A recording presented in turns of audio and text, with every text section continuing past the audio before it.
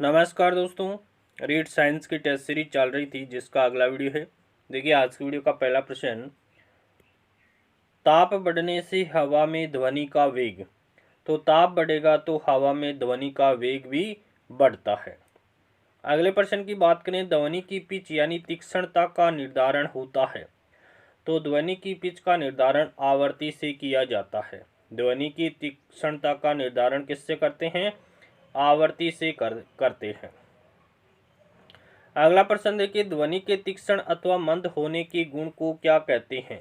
तो तारत्व कहा जाता है। ध्वनि के तीक्ष्ण अथवा मंद होने के गुण को क्या कहा जाता है? तारत्व कहते हैं। ध्वनि रिक्त स्थान और आयाम द्वारा अभिलाक्षणित होती है।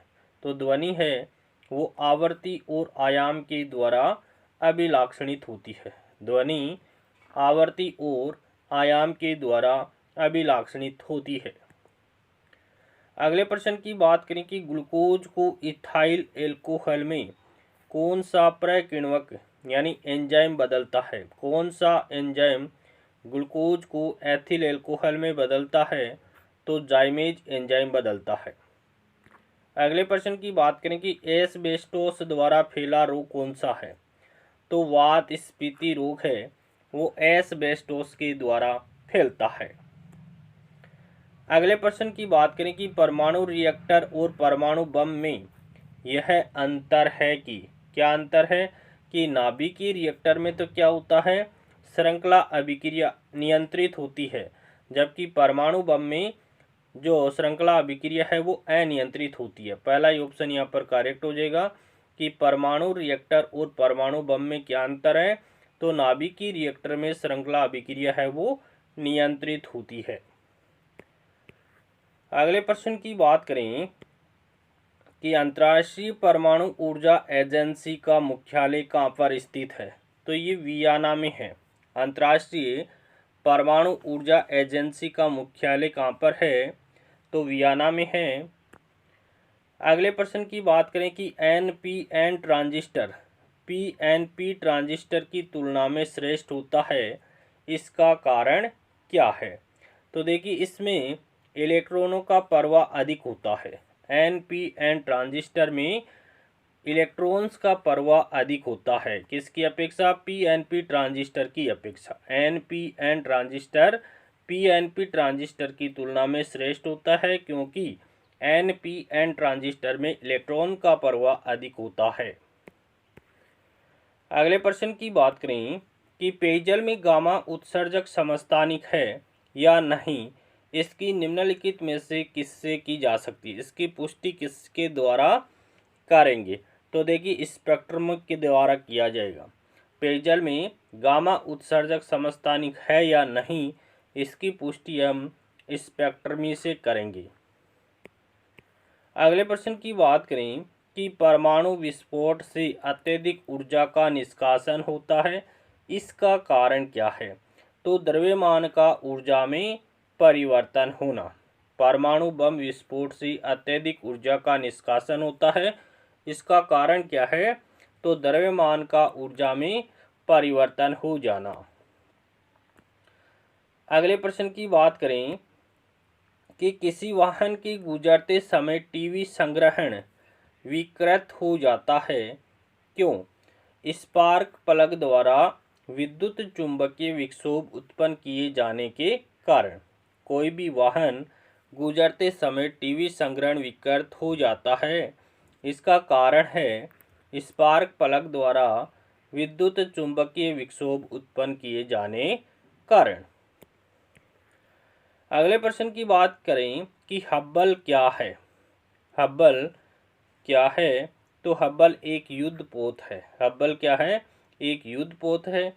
अगले प्रश्न की बात करें कि नैनो प्रौद्योगिकी में किस आकार की संरचनाओं का अध्ययन किया जाता है? तो 100 नैनोमीटर से या इससे छोटी संरचनाओं का अध्ययन किस में किया जाता है? नैनो प्रौद्योगिकी के अंतर्गत किया जाता है। अगले प्रश्न की बात करें कि स्टार्च की जल अपघटन से ग्लूकोज बनाने वाला एंजाइम कौन सा है? तो एमाइलेज एंजाइम है। एमाइलेज एंजाइम क्या काम करता है? स्टार्च का जल अपघटन करता है और ग्लूकोज का निर्माण करता है। अगले प्रश्न की बात करें कि निम्न में से कौन सी परिवर्तन में एंजाइम ट्रिप्सिन उत्प्रेरक का कार्य करता है। तो ट्रिप्सिन उत्प्रेरक का कार्य कौन से एंजाइम करता है। प्रोटीन को एमिनो एसिड में परिवर्तन करने के लिए ट्रिप्सिन एंजाइम कार्य करता है। ट्रिप्सिन एंजाइम कब कार्य करता है। प्रोटीन को एमिनो एसिड में बदलने के लिए ट्रिप्सिन उत्प्रेरक काम करता है। अगले प्रश्न की बात करें कि निम्नलिखित अम्लों पर विचार कीजिए। Acetic acid, perchloric acid, chloroacetic acid और हाइड्रोक्लोरिक अम्ल, इनकी प्रबलता का बढ़ता हुआ सही क्रम कौन सा है। तो देखिए, सबसे प्रबल अम्ल की बात करें तो एसिटिक एसिड 1 नंबर पे सबसे प्रबल अम्ल है। उसके बाद क्लोर एसिटिक एसिड 2 नंबर पे है। उसके बाद हाइड्रोक्लोरिक अम्ल 3 नंबर पे है और फिर है परक्लोरिक एसिड, तो ये 4 नंबर पे है। 1, 2, 1, 3, 4 और 2, तो एस है द ब के रूप में यहाँ पर करेक्ट आंसर हो जाएगा। पहला ही ऑप्शन यहाँ पर करेक्ट हो जाएगा कि सबसे कम प्रबल अम्ल कौन सा है। एसिटिक एसिड सबसे कम प्रबल अम्ल है। उसके बाद क्लोर एसिटिक एसिड है 2 नंबर पे और 3 नंबर पे हाइड्रोक्लोरिक अम्ल, और सबसे प्रबल अम्ल कौन सा है। परक्लोरिक एसिड है। आगे देखिए, अम्लों की प्रबलता का घटता हुआ क्रम। सबसे ज़्यादा प्रबल अम्ल कौन सा है। HClO4 है, ये सबसे ज़्यादा प्रबल अम्ल है।